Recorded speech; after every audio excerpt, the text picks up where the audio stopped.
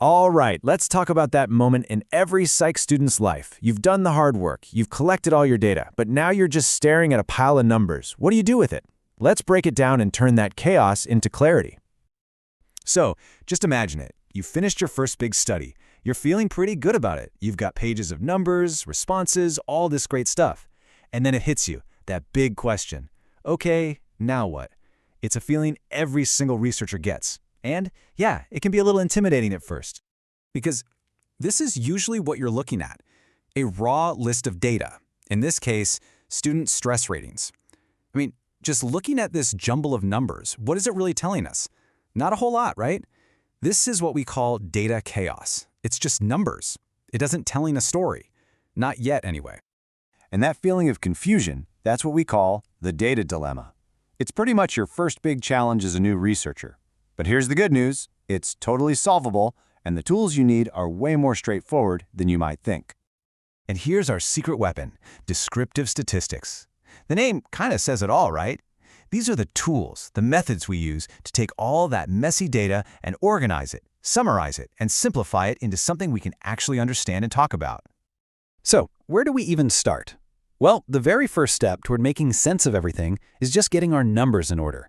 We're going to build a simple tool that immediately starts to show us the hidden patterns in our data.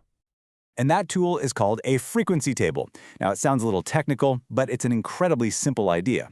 All we're doing is making an organized chart that shows us exactly how many people gave each score. We are quite literally just counting. You know, the best way to really get it is to build one by hand. It's super simple. First, you list out all the possible scores. Then, you go through your data and make a tally mark for each one. You count up the tallies to get the frequency, and finally, you can calculate the percentage. Let's see how that looks. Step 1 is a piece of cake.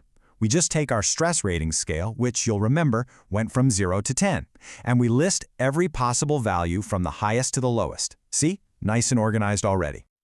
So, after we go through and tally up all our scores, we just count them up. And just like that, a picture starts to emerge. We can instantly see that 5 students rated their stress as an 8, and only 1 poor soul reported a 0.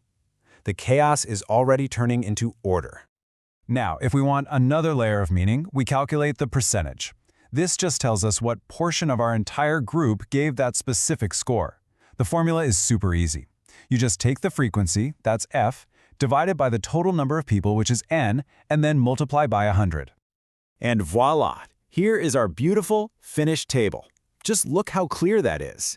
We can now say with confidence that almost 17% of our students reported a stress level of 8. This is so much more meaningful than that random list of numbers we started with, right?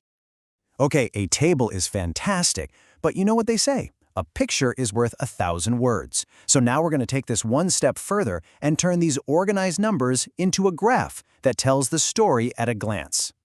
A classic tool for this is the histogram. And the key feature of a histogram, the thing that makes it different, is that the bars are right up against each other. There are no spaces. This gives it that really cool city skyline look, which is a great way to remember what it is. Now you'll also see things called column charts and bar graphs. They look a lot like histograms, but they're for separate categories.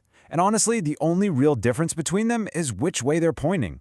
A column chart has vertical bars, and a bar graph, well, it just flips them to be horizontal. Simple as that. So, why do we do all of this? Why are we making these tables and graphs? Well, it all comes down to this. In psychology, we're not just playing with numbers for fun. We're searching for patterns in human behavior so we can develop ways to actually support people and make their lives better. Now listen, making these by hand is the absolute best way to learn what's going on. But in practice, you're going to work smarter, not harder. So let's look at the modern digital tools that do this for you. Okay, I want you to meet your 2 new best friends, Jamovi and JASP. These programs are amazing. They are powerful, professional-level software, and the best part, they are totally free and they're designed to be super intuitive. They're perfect for students just starting out. And just look how easy it is. In Jamovi, making our frequency table and our histogram takes like 4 clicks.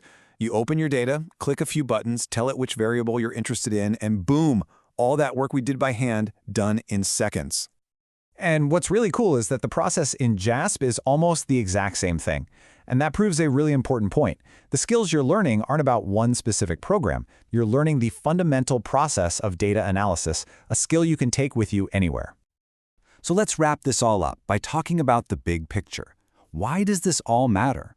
Why is this simple first step of just organizing your data so incredibly important?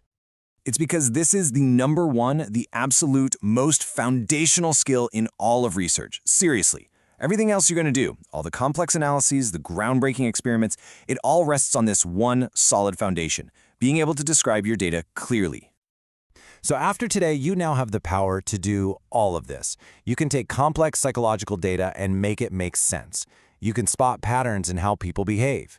And most importantly, you can tell a clear, powerful, evidence-based story with your research findings. That is the heart of being a psychologist. So I'll leave you with this last thought. Every single set of data, whether it's about stress or happiness or memory, has a human story buried inside it. These tools, these are how you learn to listen to that story. The only question left is, are you ready?